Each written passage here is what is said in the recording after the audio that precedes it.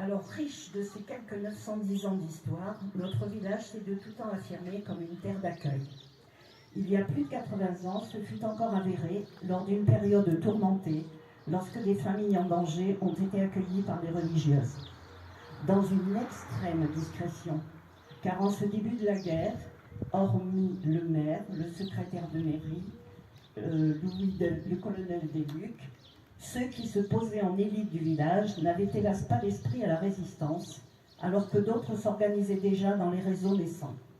Ils se réveilleront, parfois douloureusement, la dernière année de la guerre, enfin conscients que la réalité n'était pas l'apparente tranquillité de leur village.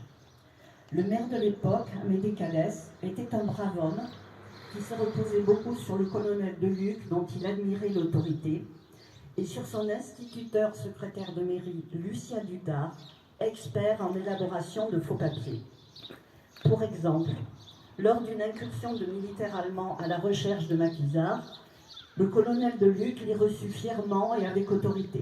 « Messieurs, garde à vous, je suis le colonel de Luc. » L'épouse du maire, ne sachant que faire, prit le parti de leur préparer un bon repas, à la cadunienne, bien arrosé comme il se doit.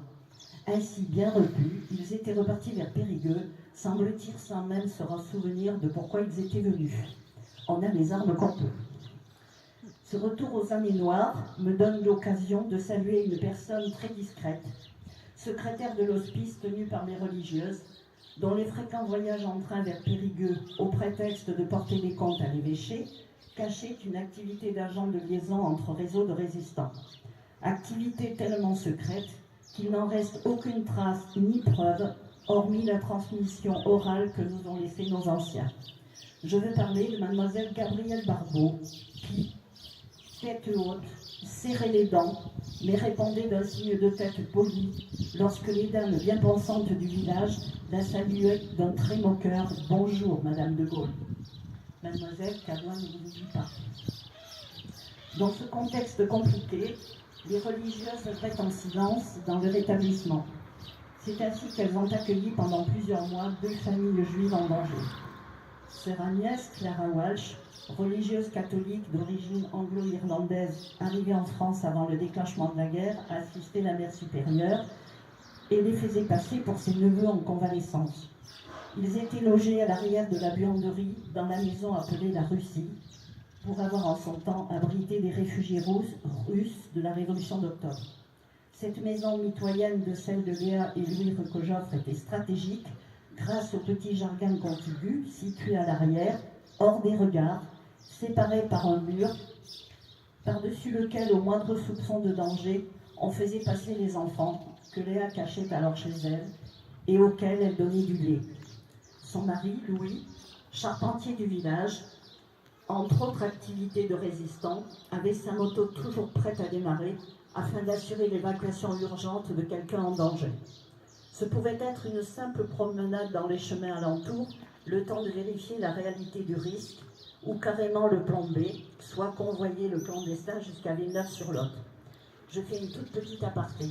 Il n'avait pas de téléphone portable à cette époque, mais il savait très bien communiquer. Une simple branche cassée au bord d'un chemin ou un torchon qui sèche à un endroit inattendu était signe que la voie était libre ou au contraire qu'il y avait danger.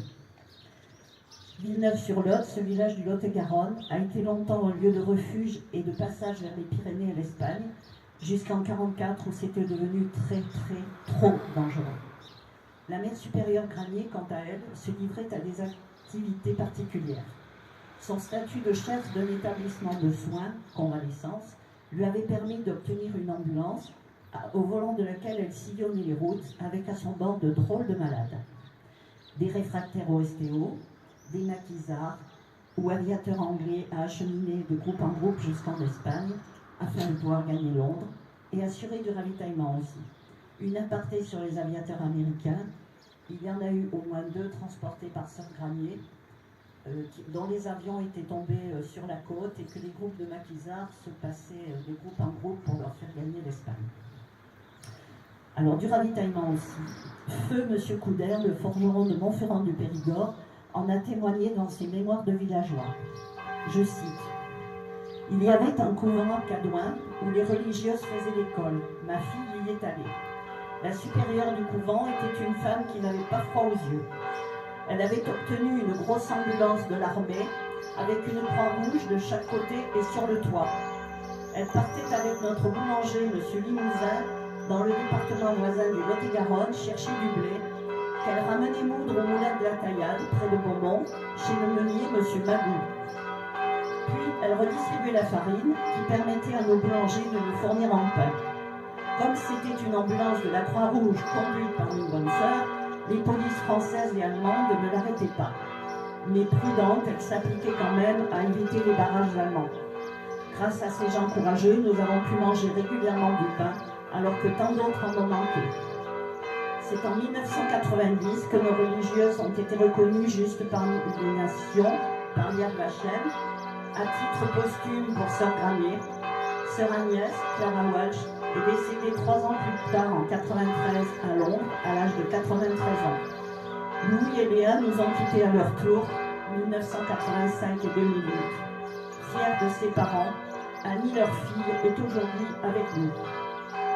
Après avoir brossé ce contexte de l'époque, je laisse la parole aux principaux témoins, les enfants Feldman et Crémieux. Merci.